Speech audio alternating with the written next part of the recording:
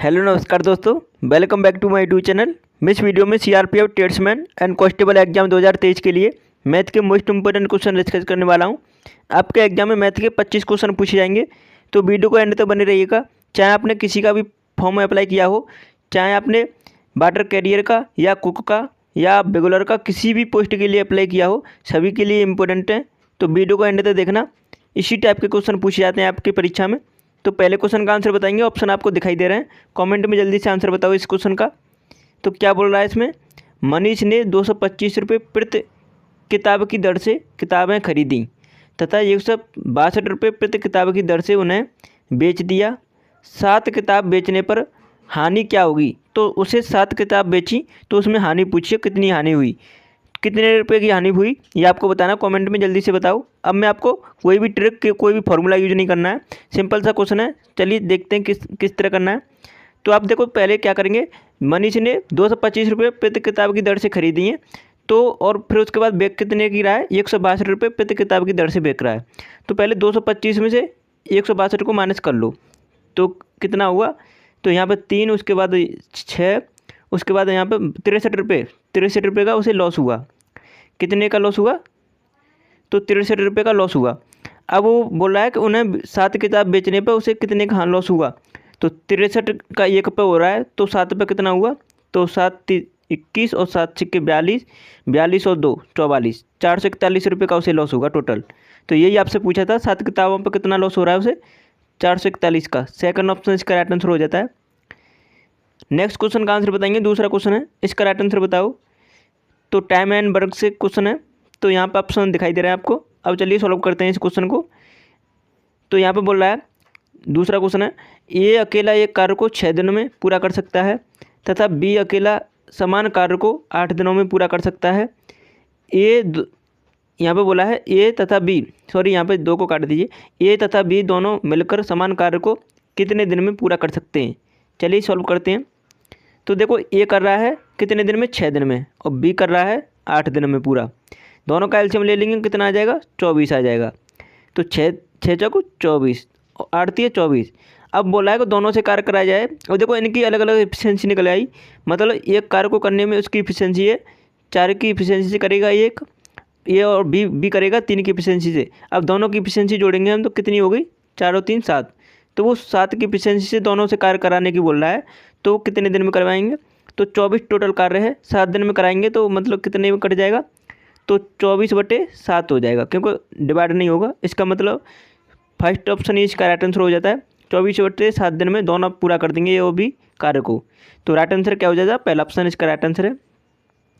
अब next question का answer बताएंगे, तीसरा क्वेश्चन है, इसका जल्दी से आंसर बताओ। राजेश 25 किलोमीटर प्रति घंटा की दर से गति से अपने दफ्तर जाता है तथा 20 किलोमीटर पर आवर की गति से अपने घर वापस आता है। यदि वह कुल 9 घंटे लेता है तो उसके दफ्तर तथा घर के मध्य दूरी कितनी है। तो इसे ऑप्शन से भी कर सकते हैं और आप मतलब तरीके से भी कर सकते हैं। तो आपको देखो, ऑप्शन से करने के लिए बताता हूँ, ऑप्शन से कितनी जल्दी हो जाएगा। तो हम पहले ऑप्शन को उठाते हैं, ठीक है। पहला ऑप्शन है, मान लीजिए उसके दफ्तर और घर की दूरी है 100 किलोमीटर, ठीक है।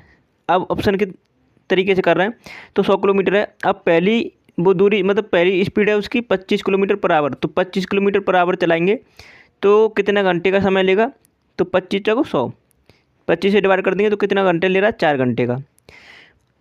उसके बाद वापस लौटा वो 100 किलोमीटर की दूरी, तो 100 किलोमीटर के वापस लौटने में 20 से डिवाइड करेंगे, तो 20/100 मतलब 5 घंटे का समय ले रहा है। अब वो बोल रहा है कि दोनों जाने और आने में समय लग रहा है 9 घंटे का, और हमें जाने में लग रहा है 4 घंटे का और आने में लग रहा है 5 घंटे का, मतलब 5 और 4 9। तो हमारे अकॉर्डिंग सही है, इसका राइट आंसर क्या होगा, 100 किलोमीटर उसकी दूरी है दफ्तर और उसके घर की। ऑप्शन से देखो आसानी से निकल आया। अगर पहला ऑप्शन नहीं होता तो आप दूसरे को चेक करते, दूसरा नहीं होता तीसरे को चेक करते, तीसरा नहीं होता चौथे को चेक करते। अब मैं आपको बता दूं, अब देखो दूसरा और तीसरा चौथा कैसे नहीं हो सकता, क्योंकि 25 से और 20 से डिवाइड होना चाहिए पूरा पूरा, क्योंकि तभी तो आएगा 9 घंटे, पूरा पूरा डिवाइड होगा। अगर कोई पॉइंट में आ जा रहा है तो हमारा ऑप्शन में मैच नहीं करेगा। इसका मतलब हमें कंफर्म हो गया कि पहला ही ऑप्शन इसका राइट आंसर होगा। पहला ही एक ऐसा ऑप्शन है जो 25 से भी डिवाइड हो जाएगा, 20 से भी डिवाइड हो जाएगा। तो ऑप्शन से करने का तरीका सिंपल होता है, लेकिन आपको आना चाहिए किस तरह करना है, ठीक है। अब देखो तरीके से करने के लिए बताता हूँ एक बार। मान लीजिए वो दूरी है डी, उसके घर की और दफ्तर की। तो डी दूरी चलने में 25 किलोमीटर की स्पीड से कितना समय, मतलब 25 किलोमीटर की स्पीड से चलाएंगे, प्लस आने में कितना समय लग रहा है, आने में लग रहा है, तो डी दूरी चलाने पर 20 किलोमीटर की स्पीड से आ रहा है। अब टोटल समय लग रहा है 9 घंटे का। अब इस तरह भी कर सकते हैं, इन दोनों का एलसीएम लेना पड़ेगा। अब इन दोनों का एलसीएम कितना आ जाएगा, 100 आ जाएगा, और 25 से काटेंगे, 25 चौक 100, 4 आ जाएगा, 20 500, 5 आ जाएगा। अब 4D और 5D कितना हुआ, ये हो गया 9D। अब 9D मतलब अब यहाँ पे आ गया 100, ठीक है।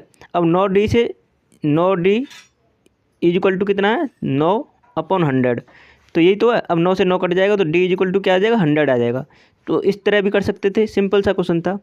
अब चौथे क्वेश्चन का आंसर बताओ। तो चौथे क्वेश्चन का आंसर, मैं आपको कोई भी ट्रिक, कोई भी फॉर्मूला यूज नहीं करना है, बहुत ही सिंपल सा क्वेश्चन है। कैसे करना है, चलिए सॉल्व करते हैं। एक राशि चक्रवृद्धि ब्याज पर 3 वर्षों में स्वयं का 5 गुना हो जाती है। ब्याज का संयोजित वार्षिक किया गया है, तो कितने वर्षों में राशि स्वयं का 125 गुना हो जाएगी। देखो सिंपल सा क्वेश्चन है, लेकिन इस टाइप के क्वेश्चन फंसाते हैं स्टूडेंट को। लेकिन आपको नहीं फंसना है, आपको वो तरीका सीखना है जो बहुत ही फास्ट कर पाएँ। तो देखो यहाँ पे क्या बोला है, 3 वर्षों में वो हो रही है स्वयं की 5 गुनी, और कितने वर्षों में वो 125 गुनी हो जाएगी। अब देखो ये 5 का कितनी पावर करनी पड़ेगी, 125 आ जाए तो 5 की पावर 3 करनी पड़ेगी। जब 3 इधर कर रहे हैं तो 3 हमें इधर भी करनी चाहिए, तो 3 इधर कर देंगे तो कितना आ जाएगा, सॉरी हम 3 इधर नहीं, जैसे कि 3 जब इधर पावर लगा रहे हैं, 3 इधर हम पावर लगा रहे हैं, तो 3 से हम इधर मल्टीप्लाई करना होगा। इस चीज़ को ध्यान रखिएगा। क्या करना होगा, जैसे कि हम 3 वर्षों में 5 गुनी हो रही है, और 125 गुनी करने में कितने पावर लगानी होगी, 5 पर 3 पावर लगानी पड़ेगी। तो इसका मतलब इधर हम 3 से मल्टीप्लाई कर देंगे, क्योंकि चक्रवृद्धि ब्याज का यही मतलब होता है। तो 3 तिया 9 वर्षों में वो 125 गुनी हो जाएगी। इसका राइट आंसर पहला ऑप्शन हो जाता है। इस तरह करना था, सिंपल सा क्वेश्चन था, ठीक है। तो थोड़ा इस तरीके से ध्यान रखिएगा, किसी भी क्वेश्चन को ऐसे सॉल्व कर सकते हैं आप। जब आप देख लीजिएगा इधर कितनी पावर हो रही है, उसी पावर से इधर मल्टीप्लाई कर देंगे, ठीक है, तो आपका राइट आंसर निकल आएगा। अब 5वें क्वेश्चन का आंसर बताओ। देखो सिंपल सा क्वेश्चन है, एक गेंदबाज ने लगातार 15 मैचों में 0-3 इस तरह दे रखी है संख्याएं, और 2 विकेट लिए हैं, तो दिए गए आंकड़ों का बहुलक क्या है। अब बहुलक आपको निकालना आना चाहिए। कैसे निकालते हैं कि जितनी मतलब आने की मतलब बारंबारता है किसी संख्या की, तो वही आपका बहुलक होता है। तो कोई भी मतलब यहाँ पे संख्या बार बार रिपीट हो रही है, वही आपका बहुलक होगी। तो जितनी ज़्यादा बार रिपीट हो रही होगी वही संख्या आपका बहुलक है। तो कौन सी संख्या ज़्यादा रिपीट हो रही है, चलिए 0 को हम देखते हैं। 0 कितनी बार हुई है, 1 2 3 बार हुई है मात्र। तो 0 अब देखते हैं, अब इससे भी ज़्यादा कोई हुआ है। 3 कितनी बार हुआ है, 1 और 2 ही बार हुआ है। 2 कितनी बार हुआ है, 1 2 3 4, मुझे लग रहा है 4, मतलब इसका मतलब 2 ही इसका बहुलक होगा, क्योंकि 4 बार रिपीट हो गया, इससे ज़्यादा कोई और संख्या नहीं दिख रही है। तो इसका राइट आंसर क्या हो जाता है, इसका बहुलक हो गया 2। तो फर्स्ट ऑप्शन इसका राइट आंसर हो गया। इस तरह आपको निकालना है, ठीक है। अब 6वें क्वेश्चन का आंसर बताएंगे सभी। 6वें क्वेश्चन का जल्दी से आंसर बताओ। आपका आंसर कमेंट में जल्दी से आ जाना चाहिए। यदि एक वस्तु का विक्रय मूल्य दे रखा है 220 रुपये, एक वस्तु का CP दे रखा है, कॉस्ट प्राइस 220 रुपये, तथा प्रॉफिट परसेंटेज दे रखा है 20%, तो वस्तु का विक्रय मूल्य क्या होगा। तो विक्रय मूल्य निकालने में क्या है, सिंपल सा क्वेश्चन है। इस टाइप के क्वेश्चन में तो देर लगनी चाहिए ना आपको। जैसे कि 20% की फ्रैक्शन वैल्यू क्या होती है, तो 20% की फ्रैक्शन वैल्यू होती है 1/5। तो उसने बोला 20% का लाभ हो रहा है, मतलब 5 पे 1 का लाभ हो रहा है, मतलब 6 में बिक रही है इसका मतलब वस्तु। और 5 यूनिट की वैल्यू कितनी दे रखी है इसमें, तो 5 यूनिट की दे रखी है 220। तो हमने निकालने कितने यूनिट की वैल्यू है, 6 यूनिट की, क्योंकि विक्रय मूल्य निकालना है। विक्रय मूल्य हमारा कितना आ रहा है, हमारे अकॉर्डिंग 6। अब देखो ये 220 जो दे रखी है ये 5 यूनिट की वैल्यू है, तो हमें निकालने कितने की, 6 की। 5 से डिवाइड करेंगे, 5 चौक 20 और 5 चौक 20 44, 6 चौक 24 4 और 6 चौक 24 और 2 26, तो 200 कितना आ रहा है, 64। इसका राइट आंसर थर्ड ऑप्शन हो जाता है। इस तरह आपको करना था, सिंपल सा क्वेश्चन था, तो इस तरह आप कर सकते हैं, ठीक है। अब नेक्स्ट क्वेश्चन का आंसर बताएंगे। 7वां क्वेश्चन है, थोड़ा लेंथी बड़ा दिख रहा है थोड़ा क्वेश्चन, लेकिन आपको सिंपल लगेगा जब करूँगा तो मैं इसे। तो देखते हैं, देखो ये ऑप्शन है, आप जल्दी से आंसर बताइए इस क्वेश्चन का। तो देखते हैं, अध्यापक के वजन को शामिल करने पर 22 छात्रों के एक समूह का औसत वजन 1 किग्रा से बढ़ जाता है। यदि 3 छात्रों के समूह का, सॉरी यहाँ पे 3 नहीं होना चाहिए, 3 छात्रों के समूह का आरंभिक औसत वजन 31 किग्रा था, तो अध्यापक का वजन क्या था? तो देखो यहाँ पे 30 होना चाहिए मेरे अकॉर्डिंग, ठीक है। 30 था, मतलब इस पे 30 छात्रों के समूह का और आरंभिक औसत वजन था 31 किग्रा। अध्यापक का वजन शामिल करने पर कितना हो गया, ये उसने पूछा है। तो चलिए सॉल्व करते हैं इसे। तो यहाँ पे मान लीजिए, यहाँ पे बोला 22 छात्रों के एक समूह का औसत वजन, यहाँ पे 3 नहीं होगा, 3 नहीं होगा। 22 छात्रों के एक समूह का औसत वजन 1 किग्रा बढ़ जाता है, तो छात्रों के समूह का आरंभिक औसत वजन 31 किग्रा था, तो अध्यापक का वजन कितना होगा? तो मतलब यहाँ पर 3 नहीं होगा, ठीक है। अब देखो इस तरह से किस तरह सॉल्व करना है ये। तो उसने बोला है तो 22 छात्रों के एक समूह का औसत वजन 1 किग्रा बढ़ रहा है, तो 22 छात्रों का बढ़ा है, तो मतलब कितना बढ़ा है? टोटल बढ़ गया आपका 22 किग्रा, तो ये बढ़ गया, ठीक है। अब उसने बोला है कि पहले उसका औसत वजन था 31 किग्रा, 31 किग्रा तो पहले था, और 22 और बढ़ गया, मतलब एक एक मतलब अध्यापक और आ गया, तो कितने हो गए अब? 23 हो गए ना। अब 23 का मतलब कितना बढ़ा है? 23 का बढ़ा है 23 किग्रा, क्योंकि देखो 22 छात्र तो पहले से थे। अब एक अध्यापक आ जाने पर तो कितना हो गए, कितने हो गए, मतलब 1 किग्रा बढ़ जाए, एक अध्यापक और शामिल हो गया ना, तो 22 छात्र और एक अध्यापक मतलब 23 हो गए। अब 23 यूनिट का वजन 1 किग्रा बढ़ रहा है, तो प्रत्येक का 1 किग्रा बढ़ेगा, तो 23 यूनिट बढ़ गया। और कितना था पहले था 31 पहले था, तो 31 और 23 कितना हुआ? तो ये हो गया 54 हो गया ना, तो 54। तो टोटल वो पूछ रहा है, तो अध्यापक का वजन शामिल करने पर कितना हो गया, मतलब अध्यापक का वजन कितना था? तो अध्यापक आया था, उसका वजन था 54 किग्रा। तो फर्स्ट ऑप्शन इसका राइट आंसर होगा। अगर आपको एक बार में समझ में नहीं आया तो फिर से दोबारा रिपीट करके वीडियो को देख लीजिएगा। इस टाइप के क्वेश्चन बहुत ही इंपॉर्टेंट होते हैं, बहुत ही कन्फ्यूज करते हैं, लेकिन ये सिंपल से क्वेश्चन होते हैं। इस टाइप के क्वेश्चन को आप एक बार प्रैक्टिस जरूर कीजिएगा मेरे तरीके से, ठीक है। तो इसका राइट आंसर फर्स्ट ऑप्शन हो जाता है। अब नेक्स्ट क्वेश्चन का आंसर बताएंगे। 8वां क्वेश्चन है, देखो सिंपल सा क्वेश्चन है।